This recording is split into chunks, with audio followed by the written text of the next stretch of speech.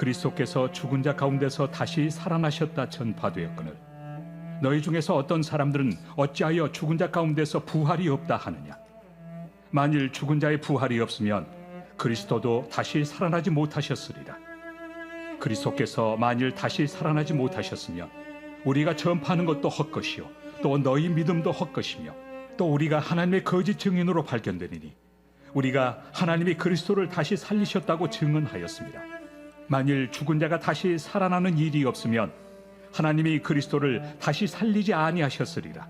만일 죽은 자가 다시 살아나는 일이 없으면 그리스도도 다시 살아나신 일이 없었을 터이요 그리스도께서 다시 살아나신 일이 없으면 너희의 믿음도 헛되고 너희가 여전히 죄 가운데 있을 것이요 또한 그리스도 안에서 잠자는 자도 망하였으리니 만일 그리스도 안에서 우리가 바라는 것이 다만 이 세상의 삶뿐이면 모든 사람 가운데 우리가 더욱 불쌍한 자이리라.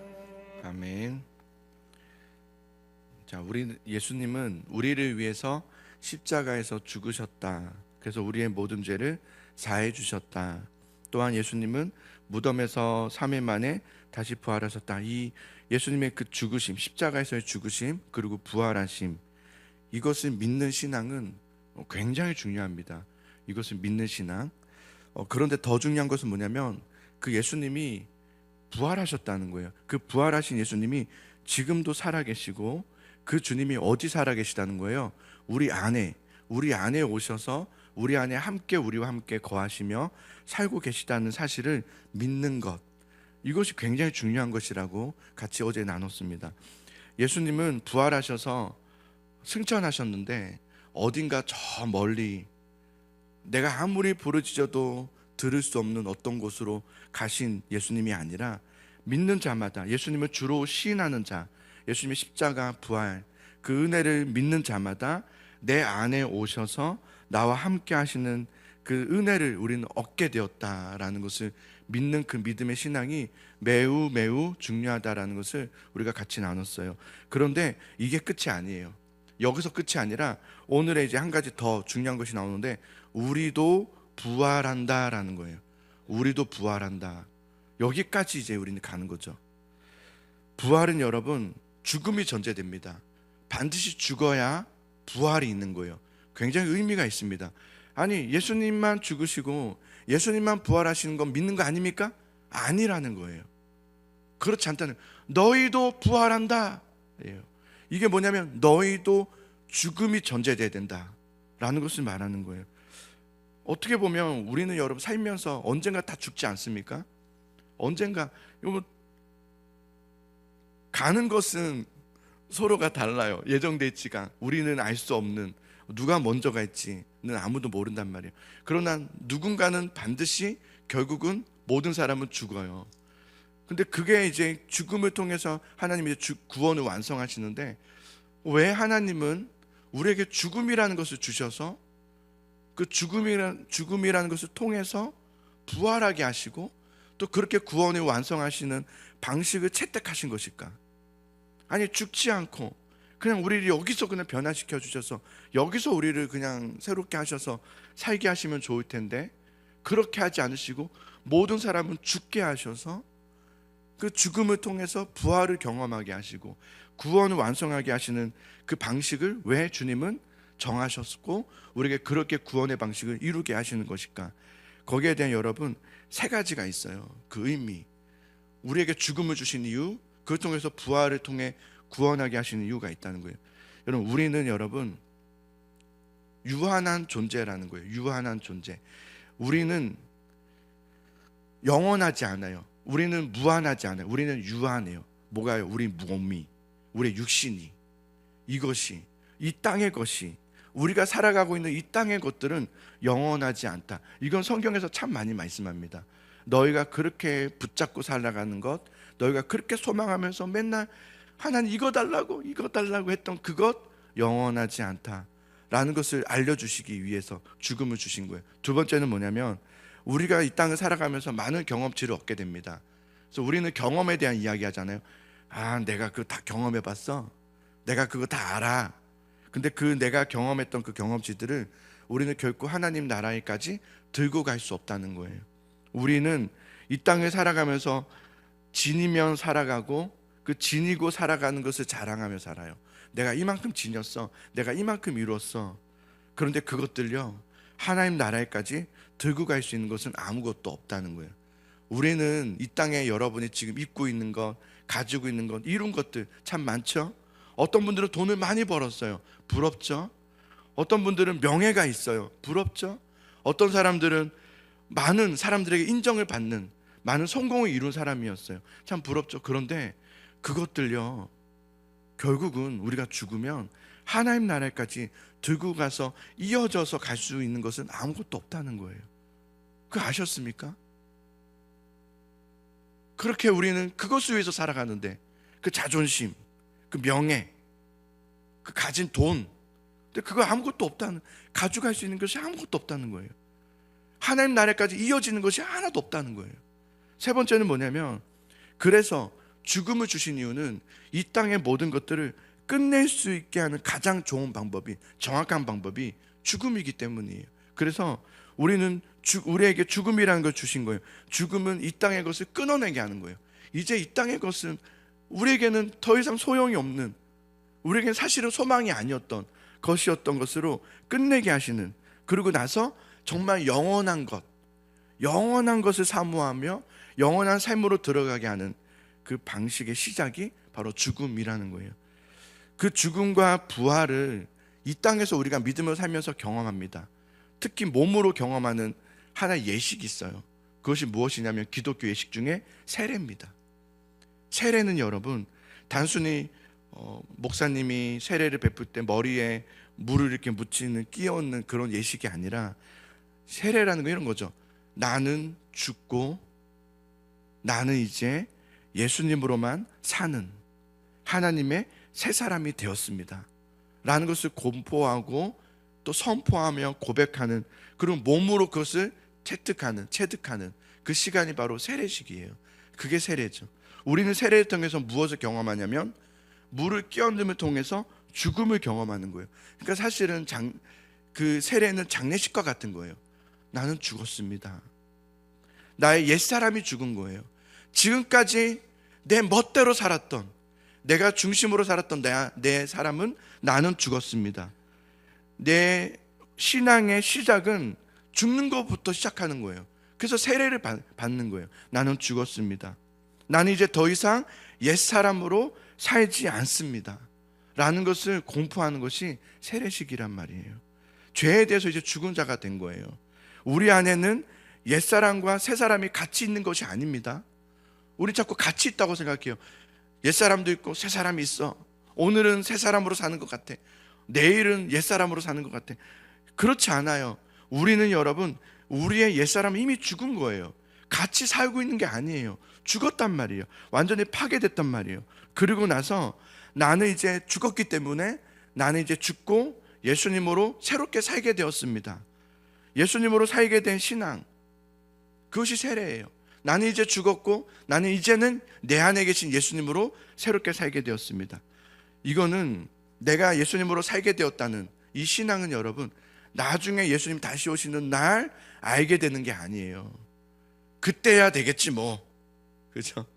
우리는 그렇게 생각하잖아요. 지금은 나는 안 돼. 내 옛사람이 살아서. 죽었다니까요. 옛사람 죽었는데 자꾸 왜 살았다고 그래요? 나는 안 돼. 내 옛사람은 오늘도 살고 있어. 아니라니까요. 나중에 예수님 오시면 종말의 때야, 그때 이제 완성돼가지고 이제 영원히 살게 되고, 지금은 아니야 라고 생각하게 되는 것은 잘못된, 구원에 대한 잘못된 생각이에요. 부활의 주님을 믿음으로 나는 부활의 십자가에서 죽으신 주님을 믿고, 또 십자가에서 부활하신 그 주님을 믿음으로 우리는 그 주님과 연합된 거예요. 하나가 된 거란 말이에요. 죽으신 것도 하나 되었지만 부활하신 것도 하나 된 거란 말이에요. 그래서 우리는 이제는 주님, 그렇습니다, 나는 예수님 믿습니다라는 것은 예수님의 죽으심도 나의 것이 되었고 예수님의 부활하심도 나의 것이 되었음을 믿는 것. 그러니 우리는 이제는 어떤 사람이 된 거예요? 예수님 믿음으로 새 사람이 된 거죠. 그것이 믿는 거죠. 그것이 부활의 신앙이고 구원이죠. 이건 굉장히 엄청난 진리 아닙니까? 성경에서 말하는 우리에게 충격적인 복음의 소식 아닙니까? 그런데 문제는 이것을 여러분은 믿느냐는 거예요. 정말 이것을 믿고 있느냐는 거예요. 믿는 척이 아니라 정말 나는 그것을 믿고 있었냐는 거예요. 부활신앙은 그저 야, 참 좋은 교리다, 다른 종교보다 참 소망적인 교리야, 그렇게 들을 이야기가 아니에요. 야, 저거 오늘 말씀 괜찮네, 야, 내가 몰랐던 사실이네, 야, 이렇게 넘겨버린 말씀이 아니란 말이에요. 예수님의 십자가의 죽으심이 나의 죽음이 되었고, 예수님이 부활하셨는데 그 부활하심이 나의 것이 되어서 나는 그 주님과 연합하게 되었다는 것을 여러분은 정말 믿느냐라고 사도 바울이 묻는 거예요. 여러분 정말 믿습니까? 12절을 보세요. 자, 12절의 말씀을 같이 읽어봅시다. 시작. 그리스도께서 죽은 자 가운데서 다시 살아나셨다 전파되었거늘 너희 중에서 어떤 사람들은 어찌하여 죽은 자 가운데서 부활이 없다 하느냐. 고린도 교회 안에는 여러분, 이게 고린도 교회만이겠습니까? 우리 교회도 아니겠습니까? 교회 안에는 몸의 부활을 믿지 않는 사람들이 있었어요. 예수님을 믿는다고 말은 하지만 몸의 부활은 믿지 않는 거예요. 어찌하여 죽은 자 가운데 부활이 없다, 이렇게 하고 있는 거예요. 오늘날에도 부활에 대해서 그냥 의미적으로만 믿는 거예요. 아, 예수님 부활하셨대, 마치 남 얘기하듯이 우리도 부활한데 야, 참 좋은 의미다, 이렇게 의미의 부활로 믿는 거예요. 이건 믿는 거 아닙니다. 우리는 죽어서 천국 가면 되지라고 믿어요. 솔직히 그렇지 않아요? 제가 본 한국 교회는 그렇던데요. 다 신앙들을, 다는 아니지만 정말 대부분의 신앙들을 보면 죽어서 천국 가면 되지예요. 죽어서 천국 가면 된대요. 굳이 우리 몸이 막 부활하고 막 우리 몸이 막 애써야 될 필요가 있습니까? 목사님, 그냥 편하게 하면 안 됩니까? 편안하게 그냥 웃으면서 즐겁게 교회 다니고, 뭘 몸의 부활, 죽음 막 이렇게까지 하지 말고 그건 의미적으로만 우리가 같이 받아들이고, 그죠? 의미로 생각하면 얼마나 좋습니까? 서로 격려하면서. 그래서 그러다가 살다가 죽으면 이제 천국 가는 거 아니겠어요? 우리가 예수님 믿고 구원받는 것을 그렇게 생각하는 거예요. 단지 그냥 죽어서 천국 가는 거. 나는 지금은 모르겠어요. 그냥 예수님이 내 안에 계신지도 모르겠고, 그냥 예배도 그냥 열심히 드리면 되는 거 아닐까요? 헌금도 열심히 내고 또 종종 봉사도 좀 하고 그러면 이거 잘하는 거 아닐까? 우리 그걸 믿음이라고 생각하고 그걸 신앙으로 생각하면서 그런 걸 잘하면 교회는 또 칭찬해 주고요. 아, 봉사 잘했다고 막 칭찬해 주고 박수 쳐주고, 그러면 우리는 믿음 좋다고 얘기하고, 믿음 좋다는 게 그런 겁니까? 그러면서 그분이 이제 돌아가시면 야, 그래도 열심히 사셨어, 열심히 교회를 봉사하셨고 뭐 교회를 세우셨고 그 천국 가는 거 아닐까? 우린 그렇게 그냥 막연하게 생각하죠. 구원은 여러분 죽어서 천국 가는 것뿐만 아니라 당연히 그렇죠.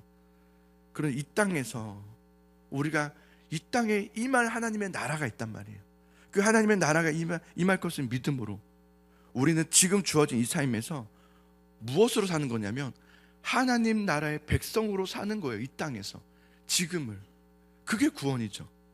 죽어서 빨리 천국 가는 게 신앙의 목적이 되어서는 안 돼요.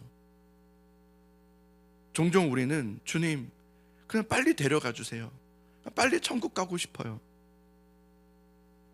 이거는 올바른 믿음이 아닙니다. 몸의 부활, 우리가 종종 믿음으로 사는 것 힘듭니다. 내가 믿음으로 오늘 살아간들 뭐가 달라질 게 있습니까? 여러분들이 믿음으로 산다고 가정이 변화되는 것 같습니까? 안 그렇잖아요. 근데 믿음으로 살면요, 하나님의 역사가 일어나요. 아마 어제 오신 젊은 부부를 봤을 거예요. 그 가정을 서울에서 같이 이제 저희 청년들이었어요. 둘이 이제 결혼하고, 그때는 믿음이 그렇게 없었어요. 그러다가 큐티를 하고 하면서 믿음이 급성장하기 시작했어요. 나중에는 여러분 그 가정의 그 부부가 의정부였고 서울이었잖아요. 교회가 집 근처로 옮겼어요. 거기는 이제 기름동이라 굉장히 비싼 동네거든요. 근데 대출을 받아서 그래서 왜 그러냐 이렇게, 이게 한 2년 전의 이야기였어요. 왜 그러냐 이렇게 물었더니 교회를 가까이 가야지만 신앙생활을 제대로 할 수 있을 것 같아요. 그 새벽 예배도 드리고 수요예배도 드리고 휴가인데도 온 거예요. 예배 드리고 싶어서. 근데 거기는 가족들이 믿는 가족이 아니었어요.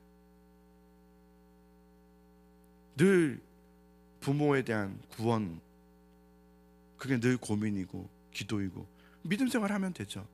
근데 결국은 올해에 부모님들이 다 와서 세례를 받으셨어요. 그리고 그냥 세례 받는 게 아니라 성경을 매일 읽고, 그들이 뭐 특별한 게 한 게 없어요. 근데 뭘 했는지 아세요? 믿음으로 살았거든요. 저는 저런 가정을 본 적이 없어요.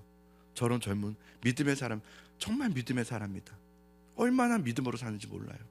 우리가 여러분 이 땅에서 믿음으로 살면 뭐가 바뀌어? 내가 오늘 정말 충성되게 믿음으로 살면 뭐가 달라질까? 우리 그렇게 생각하는 것 같아요. 그래서 오늘 그냥 넘겨버리고, 오늘 하루하루에 내가 하나님의 나라의 백성으로 믿음으로 몸부림치면서 살아간들 뭐가 달라질까? 그러면서 그냥 하나님 죽으면 천국 가는 거, 그냥 그렇게 다 연결해버려서 그냥 적당하게 예배하고 적당하게 믿음 생활하는 것이 오늘날 우리들의 모습들이 아닐까 싶어요. 우리가 때로는 믿음으로 살면서 힘듦을 겪기도 합니다. 고난을 당하기도 합니다. 성경에서도 너희가 예수를 위하여서 고난을 받는다고 그랬어요. 근데 그게 복이 있다 그랬단 말이에요. 왠지 아세요? 우리가 이 땅에서 믿음으로 살면 어려움을 겪기도 하고, 내가 믿음으로 사는 것이 되게 고되기도 합니다. 저도 목회하니까 잠이 부족합니다. 하루에 뭐 3시간, 4시간. 그거 어떻게 지냅니까? 근데 그런 고된 시간들이 우리가 뭘 주는지 알아요? 열매를 맺게 해요. 열매를. 나는 그렇게 고되게 하고 싶진 않아. 편안하게 그냥 내가 하고 싶을 때 하다가 천국 가면 되지 뭐 그렇게 고생해. 성도들 속에서 그런 얘기를 하는 걸 들은 적이 있어요. 그렇게까지 하지 마. 너 안 하고 싶으면 하지 마. 너 그냥 편하게. 우리 그런다고 뭐 달라져? 우리 그런다고 뭐 구원 취소돼? 안 그래. 이런 얘기를 제가 들으면서 심각하게 들은 적이 있어요. 이게 맞나? 우리가 아무리 이 땅에서 힘들고 고되고 고난을 당할지라도 나는 하나님 뜻대로 살 것이고요, 나는 이 세상에 사는 동안 원수를 사랑한다고 해서 그 원수가 나한테 와서 또 뭐 빌거나 용서를 구하지도 않잖아요. 그렇지만 내가 먼저 용서해야지. 내가 먼저 손을 내밀어야지. 어떤 일이 막 일어나도, 무슨 일이 있어도 나는 믿음으로 살아야지. 나는 그래도 말씀으로 따라서 살아야지 라고 하는 그 이유는 뭐냐면, 주님은 반드시 이 땅에 하나님 나라가 임하게 할 것이고 우리는 이 땅에서 다시 부활하게 될 것을 믿기 때문이에요. 그 부활에 나는 부활할 거다. 나는 새롭게 내 몸이 부활해서 새 삶을, 영원한 삶을 살게 될 것이라 믿기 때문에. 우리 고린도전서에 말씀이 있었잖아요. 심는 이는 또 우리고, 그죠? 아볼로고 뭐 바울이고, 그래도 결국은 자라나게 하시는 이는 여호와라, 그죠? 열매가 있잖아요. 우리가 열심히 심는 거, 마치 내가 오늘 심고 내가 오늘 뭐 흙을 다지고 또 물을 줘도 아무런 뭐 내색도 일어나지 않고 어떤 일을 일어나지 않는 것 같지만 아니라고 말하잖아요. 열매가 있다고 말하잖아요. 열매는 반드시 하나님께서 맺게 하신다고 그러잖아요. 그러면서 하나님 그 열매를 보시면서 심었던 사람은 칭찬하신단 말이에요. 여러분, 우리가 이 땅에서 열심히 믿음으로 살다가 죽을 수 있어요. 죽을 때 아무런 일도 일어나지 않을 수도 있는 것처럼 보일 수 있어요. 그러나 그렇지 않아요. 저희 할머니도요, 평생의 자녀들 6남매를 위해서 그렇게 기도하셨어요. 제발 우리 자녀들 예수님 믿게 해달라고. 권사님이셨거든요. 그렇게 기도하셨지만 결국 돌아가셨어요. 제가 할머니 돌아가신 거 보면서 궁금했어요. 의심이 아니라 궁금했어요. 하나님은 우리의 기도를 반드시 들으시는 하나님이신데, 할머니가 결국 자녀들의 구원을 보지 못하고 죽으셨는데 어떻게 될까? 근데 놀라운 일이 일어났어요. 할머니 그 장례식장에 그 자녀들이 변화되기 시작하는 거예요. 난 그런 장례식장을 처음 봤어요. 자녀들이 다 웃어요. 엄마가 돌아가셨는데. 유산이 있어서가 아니에요. 유산은 없었어요. 근데도 다 웃었어요. 하나님의 역사가 장례식장부터 일어나기 시작했어요.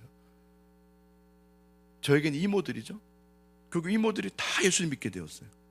진짜 장례식장부터 시작됐어요. 나중에는 이모부들까지도 다 예수님 믿게 됐어요. 그걸 보면서 그 할머니의 기도, 심는 기도는 결코 헛되지 않았어요. 하나님께서는 그 기도를 다 들으셨단 말이에요. 우리는 이 땅에서 믿음으로 사는 것이 헛되다고 생각해요. 내가 오늘 이렇게 기도하면서 막 주님 쥐어짜면서 남들이 뭐라 해도 기도했던 기도가 아무런 이도 일어나지 않는 것 같고 열매가 없는 것 같습니까? 그렇지 않습니다. 열매를 맺게 하신 분은 여호와 하나님이시라 그랬단 말이에요. 우리는 심는 거예요. 우리는 왜요? 나중에 주님 오시는 그날 이 땅 가운데 우리는 다시 몸의 부활이 일어날 거란 말이에요. 그때 우리가 얼마나 칭찬받겠습니까? 그죠? 우리가 정말 이 땅에서 하나님 나라를 위해서 열심히 살잖아요. 그리고 하나님 나라가 이 땅에 임하면서 우리의 몸의 부활이 일어나고 그때 우리가 얼마나 뿌듯하겠어요. 너무 좋을 것 같아요. 근데 예수님 믿는다라고 그렇게 말은 했지만 믿는 것인지 믿지 않는 것인지도 모르게끔 겨우 살아서 겨우 그 끝자락에서 겨우 턱걸이로 구원을 받았다고 생각해 보세요. 몸을 부활했을 때 난 좀 부끄러울 것 같아요. 영원한 것을 위해서 살아보질 않는 거예요. 그런데 이 땅에서 남들이 볼 때는 미련해 보이기도 하고 어리석어 보이기에 또 하겠지만 나는 이 땅에서 하나님 나라를 위해서 살아가는 그 사람의 삶은 결코 헛되지 않는 것입니다. 믿으십니까? 그래서 오늘 그런 얘기를 하는 거예요. 부활이 없는 신앙, 너의 부활이 만일 죽은 자의 부활이 없으면, 이걸 계속 반복하잖아요. 만일 죽은 자의 부활이 없으면 헛된 것이다. 이것이 다시 말하면 부활이 없는 신앙은 헛되다는 거예요. 우리는 여러분 부활이 있는 신앙으로 살 수 있기를 간절히 소망합니다. 이 땅을 믿음으로 사십시오. 정말 말씀으로 사세요. 우리 이왕 믿을 거, 저는 이거를 중학교 때 결정했거든요. 이왕 믿을 거. 왜냐면 저는 하나님이 가짜라면 교회 안 다니려고 했거든요. 왜냐면 뭐하러 교회 다녀요? 그죠? 하나님이 아니면 뭐하러 종교 생활해요? 근데 저는 하나님이 아니면 정말 교회 안 가려고 그랬어요. 근데 만약에 하나님이 사실이고 이 말씀이 다 사실이라면 난 목숨 걸어야지 라고 중학교 때 생각했어요. 당연한 거 아니에요? 이게 사실인데 왜 대충 해요? 그럴 수가 없. 그건 정말 미련한 일이죠. 그래서 확인했어요. 하나님 앞에 몇 달을, 제가 3달을 딱 정해놓고 기도하기 시작했거든요. 주님은 진짜입니까? 그러다 주님을 뜨겁게 만나게 되죠. 나 목숨 걸어야 되겠다. 나 그때는 뭐 목회자 되겠다 막 이런 것보다도 난 목숨 걸어야 되겠다. 얼마나 열심히 교회 다녔는지 몰라요. 교회를 다닌 게 아니라 정말 말씀 읽고 기도하고 시간 정해서 아무도 안 시켜도. 왜냐면 그게 당연한 거 아니에요? 이게 사실인데. 여러분, 우리 믿음 생활은 그냥 죽어서 가는 천국의 복음이 아니라 이 땅에서 하나님 나는 정말 믿음으로 살겠습니다. 이게 당연한 것이 되어지고, 하나님 어떤 어려운 상황 속에서도 물러서지 말고 여러분 대충 하지 마시고 제대로 된 믿음 생활, 주님 앞에 가장, 나는 턱걸이 신앙이 아니라 가장 앞에서 주님 앞에서 가장 달려가면서 믿음의 선한 싸움을 싸우면서 다른 박질에서 1등이 되기 위해서 몸부림치며 달려가는 그런 믿음의 사람들이 될 수 있기를 주님의 이름으로 축복합니다.